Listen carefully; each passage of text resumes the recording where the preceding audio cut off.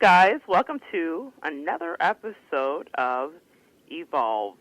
I am so grateful to be with you today, and I mean that from the bottom of my heart. If you were in Florida and affected by the hurricanes, I pray that you are powered back on and recovered and getting your life back together. For the people of Hurricane Harvey that suffered through that and the earthquakes in Mexico, I think we need to collectively just start praying for our planet, which is definitely sending us a message. So I want to send all of you guys my love, thoughts, and prayers. I hope you made it through. I'm so happy to be joining you today. I made it through. We have power, and I'm able to talk to you today, and for that, I am truly grateful, and I'm grateful that we're still here. To my family in the Keys, my hometown, essentially, I send all the love I can to you guys there as you really recover. Usually in the Keys, it's interesting. There's this mentality that we can ride out any storm. Now, I say we because once a Keys girl, always a Keys girl, right? So you can ride out any storm. People usually don't evacuate, and they hang out. But what I've seen from my friends that live there that did evacuate and have sent pictures, and family that lives there that did evacuate and sent pictures, and the pictures we're seeing on the news, it looks like a war happened down there. I've never seen anything like it. We rode out a few storms. I was there for Hurricane Andrew, which hit Homestead, which is just above the Keys. But still, we didn't have power for several weeks and all of those things. And I have not seen anything like that since I was 12 years old. So it was very impactful to me. Next time anything happens, guys, and apparently if you're taking a look at the weather forecast, these hurricanes are coming, fast and woolly pretty quickly here. Please take your precautions. If you live in the South, if you live on the East Coast, anywhere, it doesn't seem like anybody's exempt nowadays, and it seems like these are super hurricanes, so please be careful. So that's my public service announcement about hurricanes, but I want to get into the show today.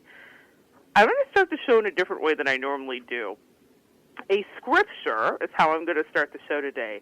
It's 1 Thessalonians chapter 2, verse 4. But just as we have been approved by God to be entrusted with the gospel, so we speak, not as pleasing men, but God, who examines our hearts. Meaning we are not to be pleasing men or even following men, but God, the universal source, the truth, the place where all energy and power emanates and comes from. This week on Evolve, I want us to really talk about what's in our hearts, what we really believe, and how we can be influenced by amazing teachers and others that may lead us astray. I want to neutralize the idea that people who shift our paths are good or bad, but maybe we can say they're just human instead. So today we're going to talk about the feeling of betrayal and hope and adoration and how it can all be rolled up into one confusing ball. This week we're going to get into gurus. So when we're talking about gurus, let's talk about the definition. You know I love my definitions, folks. So it is derived from Buddhism or Hinduism, and it essentially means a spiritual teacher, especially one who imparts initiation. It means teacher, it means tutor, it means sage or mentor or spiritual leader or master. I think that's interesting, the last part that I read that says one who imparts initiation. When we are evolving, there are spiritual initiations that happen. For some of us, it's angel numbers and feathers. For some of us, it's traveling to an ashram in India or an ashram in La Jolla, California, and getting our mind together. For some of us, it involves yoga practice, meditation out by waterfalls and quiet spaces. But there are initiations that happen where we start to quiet our minds and get focused on a spiritual truth, and we start to elevate. Usually someone teaches us or leads us or catches our interest, and sometimes we think it's coincidental. Oh, I just happened to have this book fall on me at the bookshelf at Barnes & Noble's, or I just happened to stumble across a social media post that really uplifted me and spoke to me. That's how we're always being communicated with. You know that's the drum that I beat.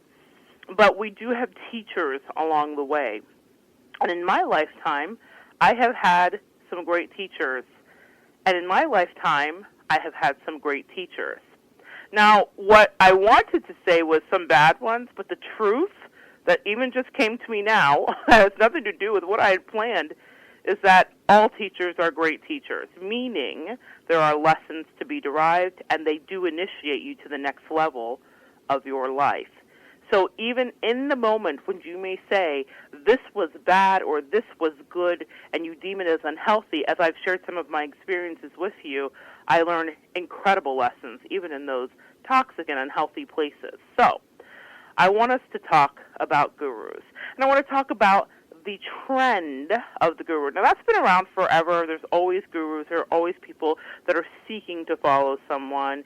The biggest essential guru that we can think about, I think, is Jesus, really. He was essentially a guru, and that's why the Pharisees didn't like him, because they thought, how dare he go against our rituals with all this kind of, they thought what he was doing was new agey, quote unquote, okay? So that may be a controversial thing, but that is exactly what was going on. He was really teaching us we have God in us, we follow God, we are tasked to be kind and figure out life as we go, but we do look to the Father, God, universe, source, okay? Now, here's an interesting thing that happened in the 90s. There was a core group of teachers that emerged from the freshman class of the movie The Secret. So you remember, if you heard about The Secret, it was all over Oprah, it was splashed everywhere, and it was all about harnessing your inner power. It was about the law of attraction, and it was super, super popular. Before that, in the 80s, it was Dianetics. Okay, so Ron L. Hubbard, I believe, Dianetics, and it was about harnessing the power of your mind. Now, that grew into a whole different thing, so we will talk about that's another show. But when it got into the 90s, we're talking about The Secret. And one of the gurus that emerged from The Secret was a man named James Arthur Ray. And I recall watching him on Oprah for many years, because she had him on back-to-back shows. And I remember getting a feeling about this guy. Something didn't sit right with me. We're always being communicated with. And so upon researching him, I realized that he hails from a telemarketer's background. In the 80s, that's what he did. He kind of got very good at it. And essentially, he was a salesman who was excellent in his craft of selling. And that is not to say that a salesman cannot be enlightened, but it does not escape me that when his life required that he observe healthy boundaries, he leaned in and pushed past the comfortable norms that we do obey in our society in order to achieve what he thought would be a greater spiritual initiation for his clients. So he has a documentary, and the documentary is on Netflix. You guys can check it out. It's called Enlighten Us, and it's not his documentary. He didn't make it about himself. It was made about him because he's a fascinating case study in charisma. As I was watching the documentary, I realized that he was consumed in ego, even in this moment. And you may say, well, what's the documentary about? We're going to get into it. There was this vacancy, though, in his eyes as he was doing The Secret. I remember years ago not connecting with him personally, and that doesn't mean that other people didn't, but I didn't connect with him personally. There was something that was off to me, and it was acquisitory. There was an acquisitory expression about him while I was watching him talk about The Secret and the limitless possibilities that were coming to him. And it wasn't about limitless spiritual possibilities. It was about the world being his oyster. It was a very materialistic thing. Like, he understood. He had a sense about the phenomenon that he was part of, and he knew that he was on the precipice of something very important and potentially incredibly lucrative. I am not surprised that a person in a background in sales totally understood that, hey, money is here, and it is to be made. Now, this is an interesting thing, another show as well. There's a weird dichotomy between the spiritual community, metaphysical community, and how money comes in and being worthy. There's a lot going on. And there's a whole, in Christianity, thing called the prosperity gospel. We just recently saw Joel Osteen kind of get eviscerated, and they say he's part of the prosperity gospel, and he wasn't doing what Jesus taught, which is to be of service to the community. That was our perception. You can debate me on that later, but what I will say is that There are many instances where people are struggling in spirituality with, do I take the money and say I want the money? Creflo Dollar recently asked his congregation to fund a $65 million jet for him because he felt like he needed like the best top-of-the-line elite jet. And a lot of debate about that. So there's a weird issue with money and being spiritual on any level, whether it's Christianity or New Age spiritualism, however you want to label it. But this guy, this James Arthur Ray, he was aware because he was a sales guy. He said, "Oh my goodness, I'm here," and I saw it in his face. He likes what's happening here. He likes the fame. We all have egos. Now I'm watching him on the documentary, and as he grapples with taking responsibility for the events that happened in the desert that very fateful day, I noticed the same vacant look.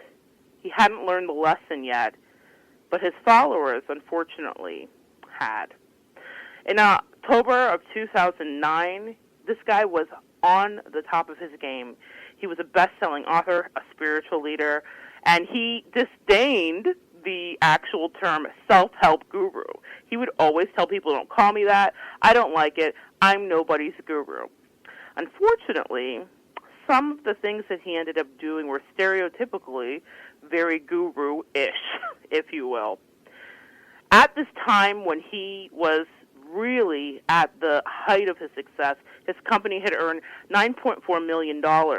His books and DVDs, his seminars were marketed to those who eagerly embraced the idea of his philosophy of personal growth, and they were asked to confront their issues by learning and pushing through and dealing with their fears.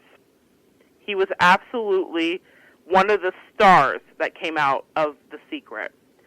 So we talked about him being on Oprah, all of that. He had a lot of people that wanted access to him because we've talked about the Midas touch that Oprah has. And she was really at the height of her Midas touch then, especially, too. So couples were paying more than $100,000 a year to join this exclusive circle with one-on-one access to him. They were charged, some people that weren't in the exclusive circle were charged $9,695 apiece for clients to attend a 5-day retreat in the scrublands outside of Sedona, Arizona. So 60 people signed up for this retreat. Now, he had done the retreat before, but on this particular retreat, 3 people died as part of a sweat lodge experience and exercise that he led. Everything that he had built collapsed, and that's what's really explored in this Enlighten Us, the rise and fall of James Arthur Ray. Really check it out. Now, what this film does, what I thought was interesting, is it really kind of explores not only the questions of Ray's personal responsibility, but the needs and responsibilities of those who seek to be led. We all, in some way, are seeking to be led. We all, in church they talk about having a God-sized hole, and that people are always trying to fill that God-shaped hole with everything. So it could be addictions, it could be a relationship, it could be whatever. But what they're really looking for is deep spiritual connection. And that's what it means to be seeking to be led in my interpretation of it. So when these people trusted him, they paid their money, and they went to this sweat lodge. And when they got in there, he said, he was very honest. So it's like this 415 square foot makeshift kind of sweat lodge. Essentially, it's a yurt, if you're familiar with what a yurt is, a round kind of structure. Mongolian-based, I believe, is actually where that comes from. But it's a yurt. And so it was all about pushing them to their limits and to cleanse the body and the mind and all that guru-ish stuff that I was talking about. And he promised it's going to be the most intense heat that you've ever experienced. So he was being honest about what was going on. So you think, okay, no fault there. But as wave after a wave of hot rocks were brought inside and steam and water was created, people were overcome. And some of them died at the scene, 2 of them. 19 were hospitalized, and a 3rd person later died. So that made the 3 that perished in this very unfortunate situation.